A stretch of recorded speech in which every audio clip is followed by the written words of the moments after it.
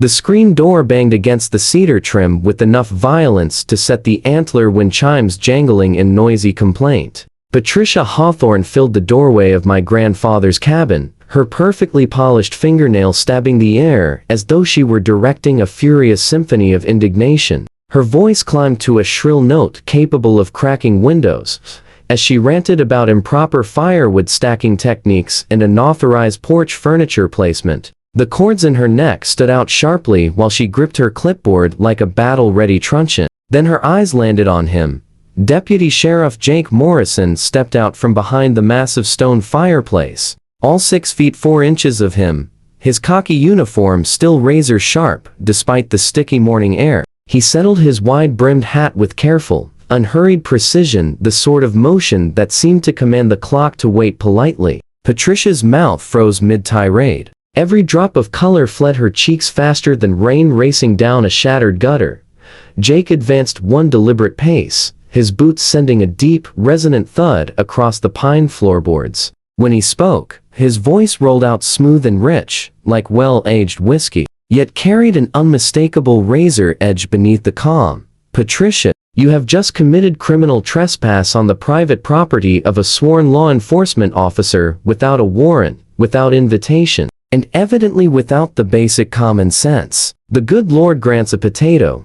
She stumbled backward so quickly that she tangled her own expensive sandals, one flying free and lodging itself between the door and the jamb while she bolted down the gravel lane. The high-pitched whine of her retreating Mercedes lingered in the still air for a solid minute after she vanished around the curve. "My name is Daniel Crawford. I'm 38, a forestry consultant by trade, and when my grandfather died, I inherited far more than a piece of land. Along with the handcrafted cabin on Elmidge Road in Birchwood Falls came its timeless 1950 seconds character, and apparently a bull's eye for every HOA busybody in a 5-mile radius. The place rested on 2 acres of fragrant pine forest, a quiet remnant of the days when this whole valley was untouched woodland and game trails. Grandpa had raised every log himself, choosing and fitting them with patient hands. The screened porch wrapped 3 sides of the house, offering the perfect spot for dawn coffee and dust bourbon. 6 months earlier, I traded my noisy downtown apartment for this peaceful haven, never suspecting I was also inheriting a personal vendetta from the woman determined to make every home conform to her pastel vision of suburban lawlessness. A T-53. Patricia Hawthorne governed the Birchwood Falls HOA like a monarch in sensible flats. She turned small-minded control into a kind of twisted masterpiece. Her husband owned a string of car dealerships, which left her with endless hours, and his credit cards to wage were on crooked mailboxes and unapproved lawn ornaments. She piloted a gleaming white Mercedes SUV that she habitually parked sideways across 2 spots at every board meeting because apparently the rules bent for royalty. My first official violation notice landed exactly 7 days after I moved in. The crime? Simply possessing a cabin that had stood 30 years before the HOA even existed. The charge specifically meant Schneiderlin-compliant exterior stain. Grandpa's natural cedar had aged to a handsome silver gray patina that, according to subsection 12.3 of the architectural rules, was an unacceptable eyesore. Next came the fine for excessive pine needle buildup, then a stern letter warning that my flagstone walkway exceeded regulation width by 2 inches. Every notice arrived by certified mail. Patricia treated paperwork the way some people treat breathing essential and non-negotiable.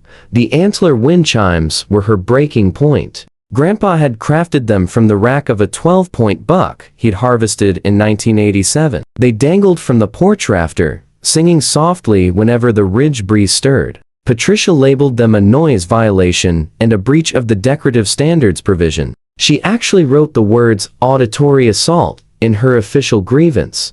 Tensions boiled over when I hung a porch swing built from salvaged barn lumber. The chains gave a gentle, familiar creak that felt like coming home. Within hours, Patricia materialized at my door, clipboard poised, face contorted into a grimace that could sour fresh cream. She announced in a syrupy tone that unapproved seating fixtures demanded prior board approval, plus a $150 review fee. I offered her a glass of lemonade with a smile. She answered by snapping 17 photographs of my porch from every conceivable angle while grumbling about plummeting property values. That same night, I discovered a copy of the HOA covenants rubber banded to my mailbox, every offending line marked in angry neon highlighter.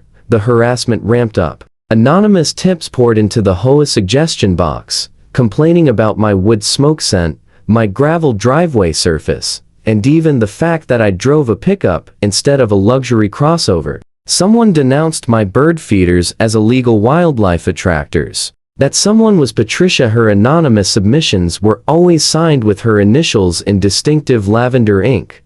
Jake Morrison came into the story 3 weeks earlier. We'd served together in the National Guard, and when his apartment lease ran out, I invited him to take the spare bedroom while he house hunted. Somehow, Patricia viewed the arrival of a uniformed deputy as a deliberate act of defiance against her reign. She began leaving voicemails warning about the hazard of firearms in a residential area, apparently overlooking that half the neighborhood hunted deer each autumn. That morning unfolded like most others. Jake had driven off for an early shift, or so Patricia believed after watching his cruiser disappear at 5:30. What she missed was his quiet return along the back trail an hour later, after clearing a simple rear-end collision just down the road. I was behind the cabin splitting firewood for winter when the front door crashed inward. Patricia's voice rang through the house as she narrated her illegal entry like a deranged tour guide. She bellowed about building code infractions and vowed to have the whole cabin condemned. She even invented something called citizens' inspection rights on the spot. The noise of drawers sliding open and camera shutters snapping blended with her ongoing lecture about unpermitted modifications and illegal upgrades. I leaned my axe against the chopping block and headed toward the house, but Jake's appearance had already flipped the entire scene. Through the window, I watched Patricia shift in seconds from righteous crusader to panicked prey. Jake remained motionless, allowing the sheer authority of his badge and stature to speak volumes. When his hand drifted toward the radio clipped to his belt, Patricia let out a tiny noise, half squeak, half sob. After her theatrical retreat, leaving behind one abandoned designer sandal as a trophy, Jake and I settled onto the now infamous porch swing with a fresh pot of coffee, replaying the morning's comedy. He'd already logged the incident with dispatch, mostly for the paper trail rather than any serious intent to press charges. Patricia, however, had no way of knowing that. Within the hour, HOA board president Robert Kellerman phoned to deliver a lengthy, flustered apology. 2 hours later, an emergency board meeting was called. By the time the sun dipped behind the ridge, Patricia Hawthorne stood on the verge of a no-confidence vote and an official censure for behavior unbecoming of an HOA board member. The meeting convened in the community center, a place that always carried the faint aroma of stale coffee and quiet defeat. I showed up purely out of curiosity, claiming a seat in the very last row, while Patricia took her place at the podium,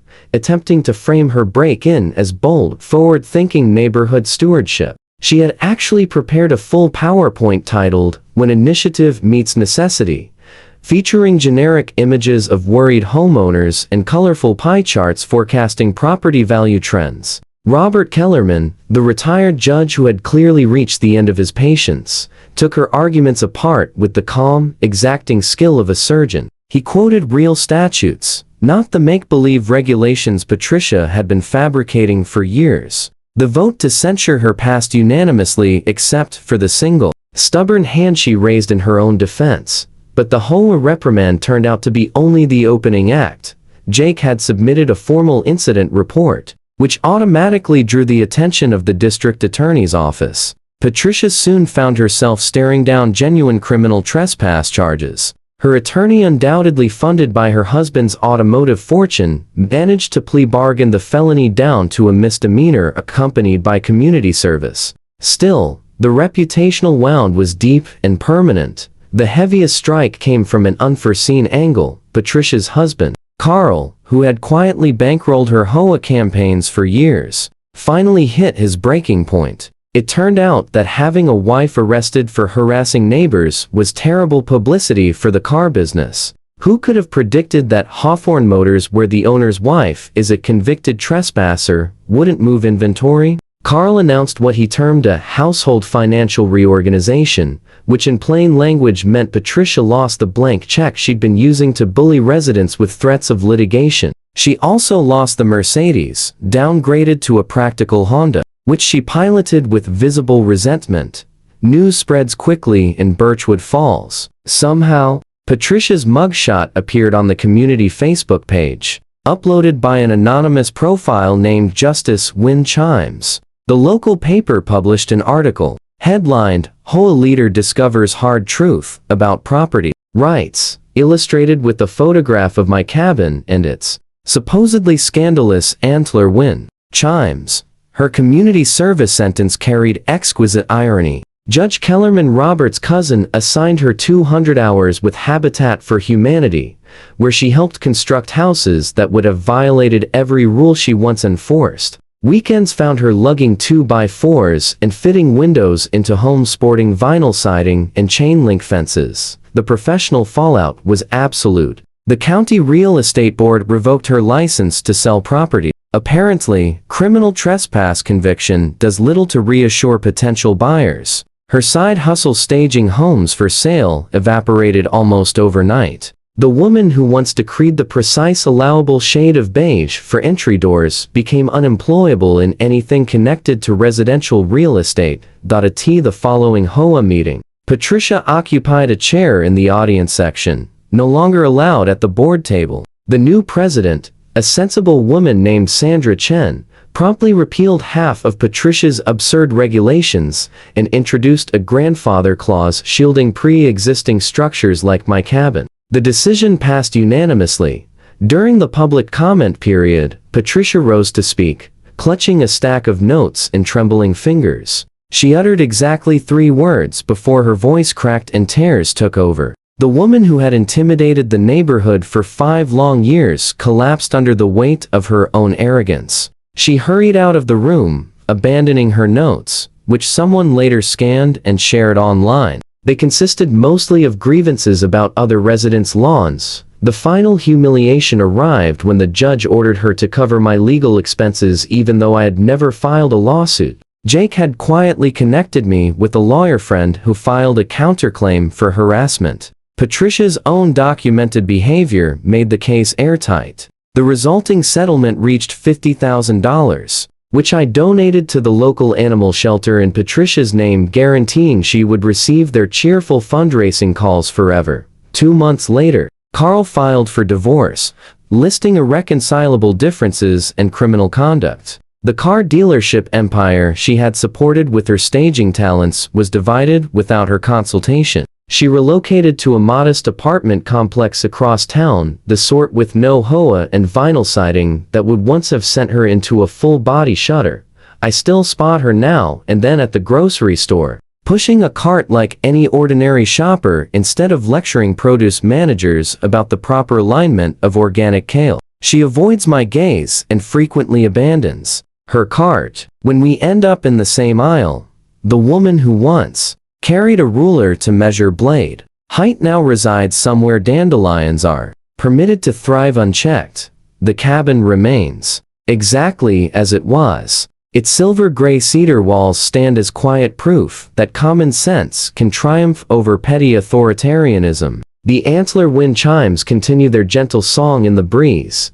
Now shielded by an official HOA exemption, Jake eventually found his own place, but still stops by for coffee on the supposedly unlawful porch swing. Last week, an unmarked envelope arrived in my mailbox. Inside lay a single sheet of paper bearing 2 words in unmistakable purple ink. "I'm sorry." I attached it to the refrigerator with a bear-shaped magnet, right beside Grandpa's photograph. The new HOA board sent a formal letter of apology along with a lifetime waiver from every architectural restriction. They also dedicated the walking trail behind my property as the Crawford Path, honoring my grandfather's lifelong work in conservation. Patricia would have despised the rustic wooden sign they erected. The sweetest moment arrived during the annual Birchwood Falls community picnic.